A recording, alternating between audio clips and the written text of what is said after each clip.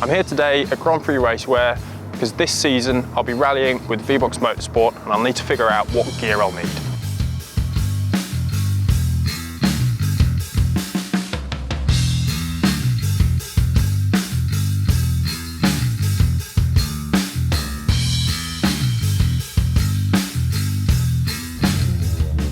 So with rallying, because some of them will be composite, you're looking at just under £1,000, whereas you can jump all the way up to sort of 1,500, £2,000 for a helmet.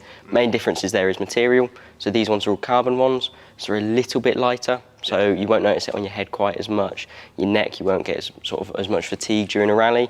But then these ones, they're all to the same standards. They're all sort of as safe as one another. Feels nice and snug.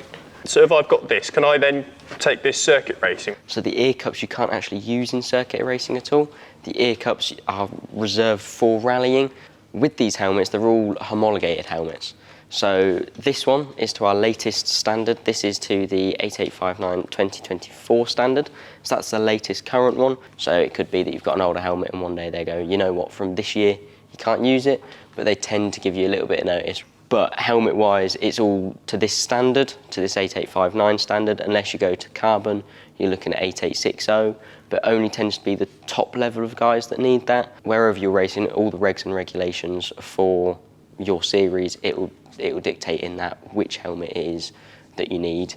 So is there any advantage to sort of buying from a main dealer, or can I just grab one of these online?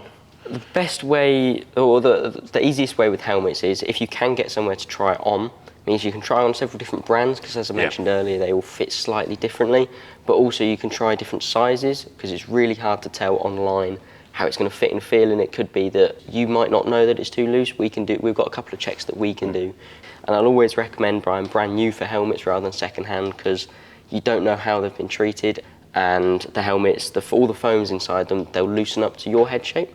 You'll want an intercom built into the helmet. Makes it nice and easy. Most of the rally helmets will have ear cups in them. So as you can see here, they've all got built-in ear cups inside the helmet. So now cup your ears nicely, but also noise cancelling is really good for. And they've all got the mics round at the front, all built in and everything. You'll have connectors either built into the helmet like these. You can get new ones like this that have got Bluetooth in them. So you can get wireless intercoms now. You'll need a wireless amplifier with that. So if the driver's still in the car and the co-driver gets out to check something, they can still communicate rather than having to do all sorts of hand signals. Some of the more traditional ones, like these, still have wires, but as long as you've got something that fits your car, fits your amplifier, that's the main bit. So you mentioned intercoms earlier. Yeah. I see we've got a few here. Yes, so there's a few different intercoms, sort of different levels, different price ranges. So the Stilo one over here is really good, especially if you're running Stilo helmets that already have the intercoms in. That'll plug straight into it, work straight off the bat. You can still use it with Bell helmets or any other helmets that have them. It's just sometimes you'll just need an adapter, just a little dongle between the two, just so that the connectors are still the same. And then as for the zero noise ones, they offer loads of different ones. So here we've got sort of the more entry level one, the Brave, which you've got two dials here, one for co-driver volume, one for driver volume. And then we've got FHRs, so frontal head restraints, which are just down here. So we've got a couple. We've got the Simpson Hybrids, which for rallying is a really good use because they're almost like a harness. You put them on, whereas the more traditional hands device, it's held down by your harnesses. So with one of these, if you get out of the car, it can get a little bit clunky, move around a little bit. Whereas one of these, because it's sort of strapped to you, if you get out of the car and start wandering around, it isn't getting in the way. So if there is an accident, a shunt, anything, it stops your head from moving too far forwards. So it mounts to the side of the helmet, stops your head from moving too far forwards and sort of protects the top of your neck. Do you want to try this one, the carbon one? Let's go carbon. There we go.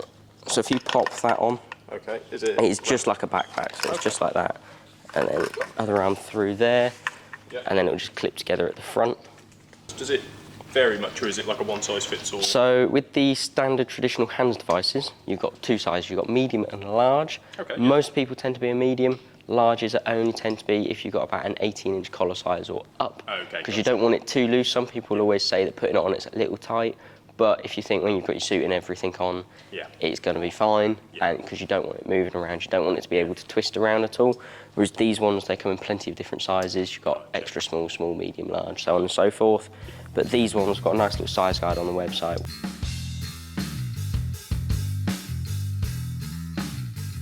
gloves, what do I need to know? What's the difference? So glove-wise, it's a bit like the suit and the helmets, they're all to the same FIA standard. There is a difference with gloves. So some gloves, like them ones, have got fully internally stitched fingers. So all the stitching for each finger is on the inside of the glove. So sometimes you can feel it, and then some people can actually find that they get blisters from it, because especially in rallying, you move it around so much, it could be that that's just rubbing that little bit too much for you. Whereas some gloves like these, they've got externally stitched fingers. So all the stitching is on the outside of the fingers, and they've got fully perforated materials down the glove, meaning that your hand can breathe the best that it can, because you don't want hot and sweaty hands during a race or anything, do you? And then you've also got slightly better grip to them as well, so you'll have a little bit more in control when you are racing. And sort of size-wise, do they run sort of the regular sort of small to large? Yes, yeah, so these ones are all small through to extra large, or you'll get some that come in extra small as well. It's always worth giving them a trial, because each glove will feel slightly differently.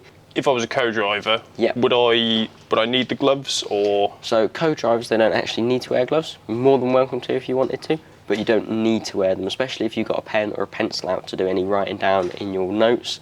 Then obviously it's going to be a little bit harder with a pair of gloves on. Boot-wise, the more entry-level boots are a sort of a suede material, so they're not quite as hard wearing as some of the leather ones. You get more breathability through it, so your feet can stay a little bit cooler. And then you can also get ones with traditional laces, or you can get these new ones that have got sort of a twist lock. So to undo it, you just push in and pull, and then to do it up, you just twist it. But this means that you're not going to have any laces coming undone. It's not going to get any looser during the race, so a lot of people are starting to move towards more untraditional ways of doing boots up nowadays. If I get a boot like this, is there anything I can do to sort of stop it getting dirty, you know, if I'm out in the car, out and about? Yeah, so with these ones, or with any boot really, you can get over boots for them. So they just slide over the boot itself. A bit more suitable for rallying application then. Yeah, and it will in turn sort of protect the boot, especially these ones being suede. It's just going to mean that the suedes last that a little bit longer. Co-drivers, do they use these kinds of boots? Or so co-drivers can use these kind of boots, or we've got some more over here that are subtly different. So these ones over here, they're still full FIA approved, and they've got nice breathability through them, but they've got a little bit of a thicker sole with a lot more aggressive sort of tread to it, meaning that if you're out and about, if you're stuck anywhere or they have to push the car out of anything, they're not going to slip over. They've got some good grip to these, whereas the other boots are made to give you grip on the pedals. These ones are made to give you grip outside, out and about, on just rough terrain like any other shoe would be. So these are really good for co-drivers. So how's that one fitting for you? Yeah, it fits good. It's definitely good on the legs. The upper body's feeling pretty nice. Yeah, it doesn't look too bad. Lengthwise, it does look pretty good. Doesn't look like it's too baggy anywhere. What can I do if I want to customise this from? So customising wise, we'd do that with OMP from factory. So if you wanted all of your V-Box branding on it, you can do that. So OMP, they would stitch it in the very first layer of the suit. You can't do it after the suit's been made anymore, because that'd puncture the layers of the suit. That means you can have it wherever you want. You can have it as big as you want. You can have it over the whole suit. And also you can change some of the colours here and there. Or if you did need to go with any custom measurements, or you thought, you know what, around the waist was a little bit too big, you can get that changed. So you can get OMP to change the overall sizes of the suit a little bit at the same time as well. Ina, my co-driver, she's looking for a suit as well. There's at least a range from most of the brands, so they're cut slightly differently. So they're a little bit different size-wise, so they'll fit them a little bit better. So with the suits, to know that they are homologated, you're just inside at the top or at the bottom in most of them. That'll have the hologram there, and then on the back of each suit, just on the collar, is the standard that they're to, so 8856 2018, and then you've got when they're not valid after as well. So each sort of race suit, all the racing gear, all the race wear is 10 years after manufacture. So you've got 10 years from the manufacture date of it still being liable and sort of legal with the FIA. Regulations now, you need fireproof underlayers, fireproof socks, bottoms, top, and then a balaclava as well. Several different brands here. We've got Sparco, OMP and Alpine Stars.